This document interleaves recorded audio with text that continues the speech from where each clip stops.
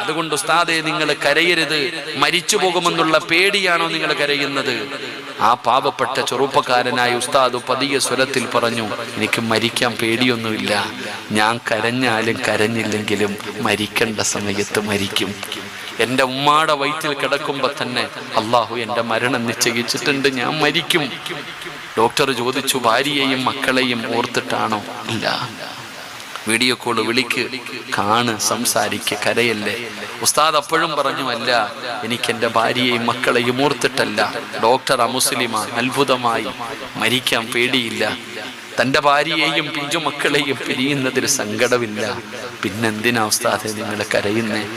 പിന്നെ എന്തിനാ ഉസ്താദെ നിങ്ങൾ കരയുന്നേ? 36 വയസ്സുകാരനായ ഉസ്താദ് പറഞ്ഞ മറുപടി എന്തെന്നറിയോ?